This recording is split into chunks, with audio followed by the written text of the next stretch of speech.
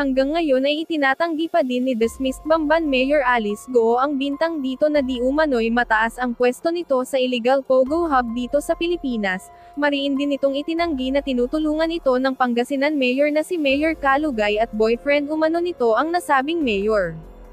Samantala tila bistado na talaga si Alice matapos ngang ilabas ng isa sa mga staff nito sa Bamban ang video na magpapatunay na may mainit na relasyon sina Mayor Kalugay at Alice Go. Narito panoorin ang video. Ito, meron akong picture no, papakita sa iyo. Ito si Mayor Kalugay. Correct? Ikaw to, diba? Hindi ko po masyado makita po. Ibigay ko siya mamaya. Opo. Kailan ang birthday ni Mayor? Birthday pa ni Mayor. Kalugay, boyfriend mo? Hindi ko po siya boyfriend. Oh, kailan ang birthday niya? Hindi ko po alam kailan birthday niya. Oh.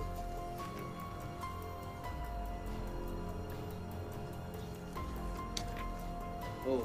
Ito si Mayor Kalugay, naka-suit ang t-shirt mo, Alice Go. Marami pa yung t-shirt niya, more than 20,000 po yan. Binigyan mo siya? Baka meron po siya. Binigyan mo siya? More than 20,000 pieces po yung t-shirt. Oh. Mukhang yung magkakatabi kayo, mukhang mainit ang pagtitinginan ninyong dalawa. Yan po yata doon sa Kasalan Bayan po yun. In-invite lang po ako. Ba't kayo in-invite? Mayor ka ng Tarlac, siya mayor ng Pangasinan. Kasalan Bayan po parang ano po yung invitation Kasalan po. Bayan ng Suwan o Kasalan Bayan ng Bamban? Kasalan Bayan po ng Sualian. Ba't ka na-imbitan? Magkaibigan po kami. In-invite lang po ako. Marami mga mayors na imbita o ikaw lang? May mga ibang politicians po. Hindi ko naman po kakilala. Pero ikaw ang katabi? Siguro dyan po sa upuan magkatabi po kami. Lagi naman yata kayo magkatabi, no? Hindi naman po. Di ba meron siya mga ginawang o pinagawang mga bulaklak para sa'yo? Hindi naman po. Hindi ko po makita eh. Ayan, no? Ito. Laki ng bulaklak para sa'yo. Dami, oh. Sana all. Tapos tinanggap mo. Tama? Bibigay ko sa'yo. Sige po. Soli mo rin sa akin, para souvenir ko to, ngayon, inaamin mo ba na wala kang relasyon? Hindi po tama yung term na amin po dahil wala naman po talaga kaming relasyon po. Sige, gaano ka kalapit kay Mayor Kalugay? Kaibigan ko po. Kaya nga, ako, kaibigan ko Senator Risa, kaibigan ko Senator Coco. Gaano ka kalapit?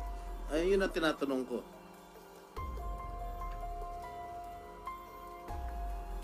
Based on the picture at hand. Hindi, gaano ka kalapit? Kakilala po, kaibigan po. Ika nga, marami naman tayong kakaibigan dito. Ikaw, pwede rin kita maging kaibigan. Gaano ka kalapit kay Mayor Kalugay? Hindi ko po alam paano po kayo mag-gauge po na kung kano kalapit. Hindi, nagsasabihan ba kayo na sikreto? Hindi naman po. How far is your relationship? Magkaibigan po kami. Magkaibigan lang. So, Opo. yung parang normal na kaibigan. Opo, magkaibigan po. Madam Chair, just one... Before Miss Alice, sagutin mo yung tanong ni Sen. Doroy, Sen. Loren, and then the majority leader is next.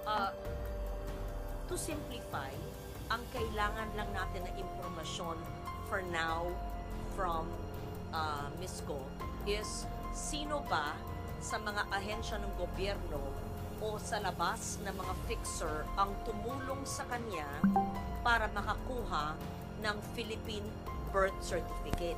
Pangalawa, at sino yung nagbigay ng Philippine passport.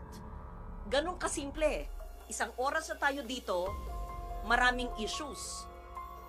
Sagutin lang yon, matutulungan ka namin. And your lawyers will understand that. Yun lang. Sino? Dahil ang PSA, with all due respect, at ang DFA, mukhang napasukan ng sindikato. Paano natin bibigyan ng budget ang ahensya ng gobyerno sa panahon ngayon ng budgetary allocations for next year kung ang binabudgetan natin ay napasukan ng sindikato na kalaban ng taong bayan. So, ikaw ang susi na magsabi. Alam ni Senator Tulfo yung pangalan ng fixer mo. Ibunyag mo lang sa amin, paano? Kasi hindi lang ikaw. Inamin na ng PSA na meron higit sa 1,000 na nabigyan ng birth certificate. 1,200. Ayun, exact number, 1,200. So, meron pa kaming hinahanap na balanse sa 1,200 na nagpapanggap na Alice Go. Yun nga, Madam Chair. Salamat, Madam Sen. Chair. Loren.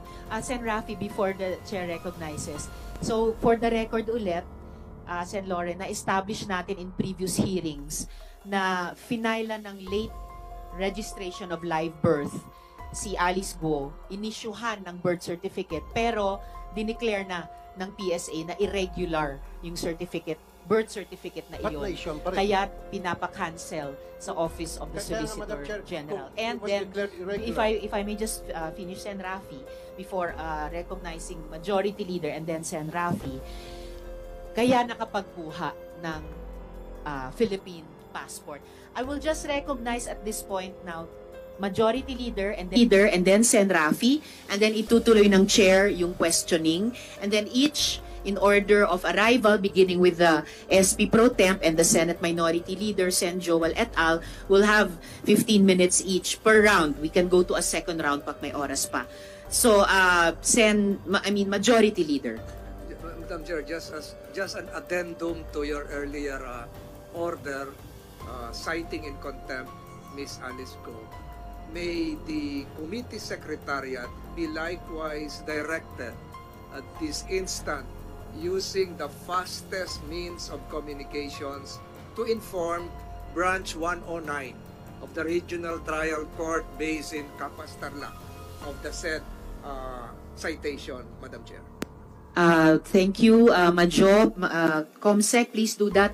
And please include in the communication to the good court yung sinabi ng chair kanina sa citation in contempt kay Alice Guo o Guo Huaping that this committee will coordinate with the court ordering her detention. So we will coordinate with that court. And lastly, Madam Chair, Madam Chair. Madam Chair, just Sen. Madam Chair. just in that Yes, particular Sen. Joel and then Sen. Rafi. communication to the court, we also would like to put into the records how much we appreciate, Madam Chair, the